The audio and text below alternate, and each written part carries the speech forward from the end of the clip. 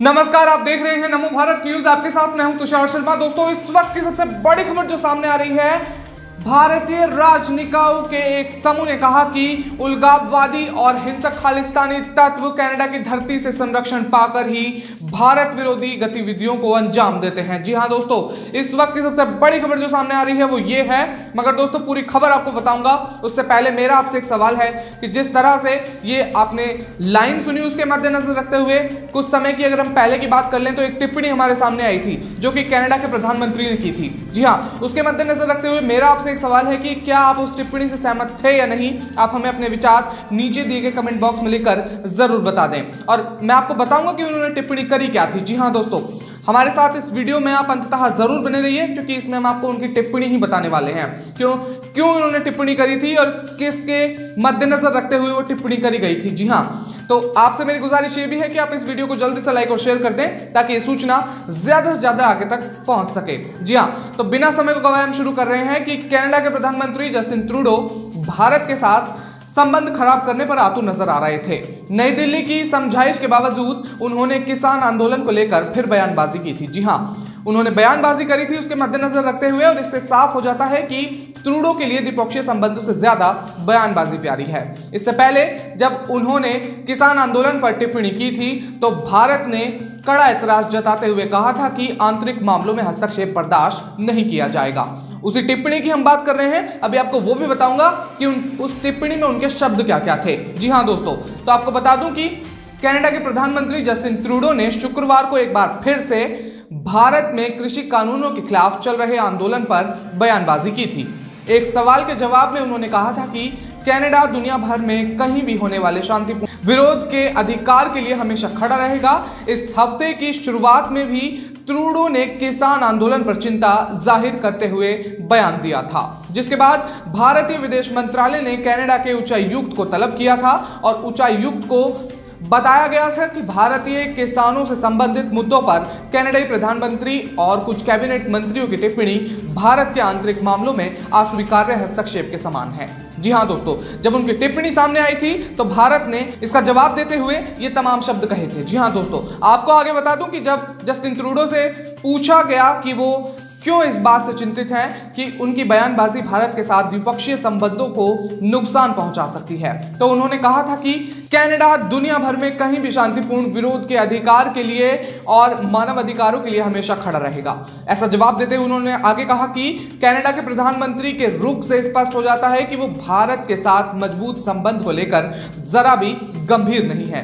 भारत द्वारा विरोध जताए जाने के बावजूद वो किसान आंदोलन को लेकर बयानबाजी जारी रखे हुए थे। जी हां दोस्तों, जैसा आपने सुना, आगे आपको बता दूं कि कनाडा में भारतीय बड़ी संख्या में रहते हैं और खासकर पंजाब से वहां जाने वाले की तादाद सबसे ज्यादा है। जी हां, ऐसे में पंजाबी समुदाय को खुश करके अपना वोट बैंक बनाए रखने की चाहत में जस्टिन ट्रूडो किसान आंदोलन के खिलाफ बयानबाजी कर रहे थे। मालूम हो कि किसान आंदोलन में पंजाब के किसान ही सबसे ज्यादा शामिल हैं। बिल्कुल सही बात है। ये आपको जैसा देख रहे हैं, जो तमाम तस्वीरें रोजाना हमारी आंखों के सामने आ रही हैं, उसके मद्देनजर रखते हुए अगर हम देखें तो कृषि कानून में सबसे ज्यादा जो जमावड़ा जुड़ा हुआ है वो पंजाब के किसान का ही है। तो इसके मद्देनजर रखते हुए ये बात कही गई थी। आपको मैं बता दूं कि कृषि कानून यानी कि एग्रीकल्चर लॉ के खिलाफ चल रहे किसानों के प्रदर्शन पर कनाडा के प्रधानमंत्री जस्टिन ट्रूडो और कुछ कैबिनेट मंत्रियों की टिप्पणी के बाद भारतीय विदेश मंत्रालय यानी कि मिनिस्ट्री ऑफ एक्सटर्नल अफेयर्स कनाडाई उच्चायुक्त को तलब किया था। जी हां, इससे पहले भारत के विदेश मंत्रालय ने नाराजगी जताई थी और कहा था कि किसी लोकतांत्रिक देश के आंतरिक मामलों में इस तरह की टिप्पणी और बयान बेहद गैर जरूरी और अनुचित है। जी हां दोस्तों, विदेश मंत्रालय ने यह भी कहा था कि यदि ऐसी टिप्पणी जारी रही तो इसका भारत और कनाडा के बीच संबंधों पर गंभीर रूप से हानिकारक प्रभाव पड़ेगा। अब आपको बता दूं कि भारतीय विदेश मंत्रालय ने बयान जारी करके कहा कि इस टिप्पणी ने कनाडा में हमारे उच्चायुक्त और वाणिज्य दूतावासों के सामने चरमपंथी गतिविधियों की संभावनाओं को प्रोत्साहित किया है। जी हां दोस्तों, जो सुरक्षा के मुद्दे पर सवाल खड़ा करता है। हम कनाडा के सरकार से अपेक्षा करते हैं कि वह भारतीय राजनीति कर्मियों की सुरक्षा सुनिश्चित करें। ये तमाम बातें उन्होंने कही थी। अब आगे मैं आपको बता दूं कि किसानों के प्रदर्शन को लेकर कनाडा के प्रधानमंत्री जस्टिन ट्रूडो ने कहा था कि हम परिवार और दोस्तों को लेकर परेशान हैं, ऐसा वो बोल रहे थे। और हमें पता है कि यह कई लोगों के लिए सच्चाई है। जी हां दोस्तों, इन तमाम बातों का जिक्र कनाडा के प्रधानमंत्री ने किया था। अब मैं आगे आपको बता दूं कि कनाडा हमेशा शांतिपूर्ण प्रदर्शनों के अधिकार का बचाव करेगा, ऐसा वो बोल रहे थे। हम बातचीत में विश्वास करते हैं और हमने भारत के सामने अपनी चिंता रखी है। ये तमाम बातें उन्होंने बोली हैं। यह सभी के एक साथ आने का वक्त है, ये तमाम बातें उन्होंने बोली हैं। जी हाँ, ट्रूडो के मंत्री ने भी कही थी ये तमाम बातें। एक बार उन पे भी नजर डाल लेते हैं कि वो क्या क्या थी जो उनके मंत्रियों ने ये कही थी। इससे पहले ट्रूडो कैबिनेट में अहम जिम्मेदारी संभालने वाले रक्षा मंत्री हरजीत सिंह ने ट्विटर पर लिखा था कि भारत में शांतिपूर्ण प्रदर्शन पर क्रूरता परेशान करती है। जी हां दोस्तों, मेरे क्षेत्र के कई लोगों के परिवार वहां हैं और उन्हें अपने लोगों की चिंता है। मैं इस मूलभूत अधिकार की रक्षा की अपील करता हूं। जी हां, ये कनाडा के प्रधानमंत्री के जो मंत्री थे, ये बात उन्होंने कही थी। अब मैं आगे आपको बता दूं कि कनाडाई प्रधानमंत्री की टिप्पणी के बाद भारतीय विदेश विभाग के प्रवक्ता ने कहा था कि हमने कनाडाई नेताओं द्वारा भारत में किसानों से संबंधित कुछ टिप्पणियों को देखा था। किसी लोकतांत्रिक देश के आंतरिक मामलों में इस तरह की टिप्पणी और बयान बेहद गैर जरूरी और अनुचित है।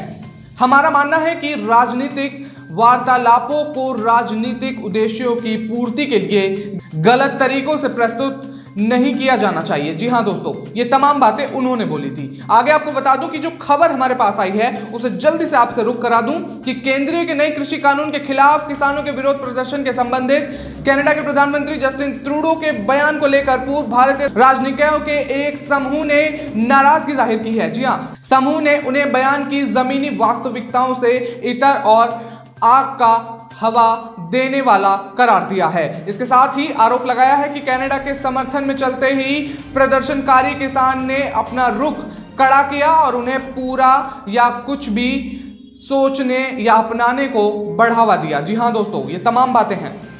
आगे आपको बता दूं कि कनाडा की धरती पर ही खालिस्तानियों को मिलता है संरक्षण। समूह ने कहा कि कनाडा के कुछ राजनीतिक दल और नेता वोट बैंक की राजनीति के कारण ऐसा कर रहे हैं। साथ ही आरोप लगाया गया है कि सभी इस बात को जानते हैं कि अलगाववादी और हिंसक खालिस्तानी तत्व कनाडा की धरती से संरक्षण पाकर ही भारत विरोधी गतिविधियों को अंजाम देते हैं।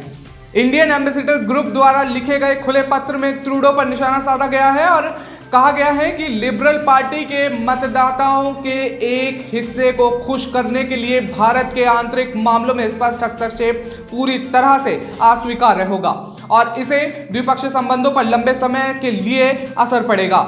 इस समूह में पूर्व राजनीतिज्ञ जीएस अय्यर और एसके माथुर भी शामिल थे और कनाडा में खालिस्तानी समर्थन तत्वों को गतिविधियों पर चिंता जाहिर करते हुए बयान में कहा गया है कि वो कनाडा के युवाओं को भी कट्टरपंथी बना रहे हैं, जिससे दूरगामी परिणाम होंगे और अल्पकालिक राजनीतिक फायदे के लिए इसे नजरअंदाज किया जा रहा है।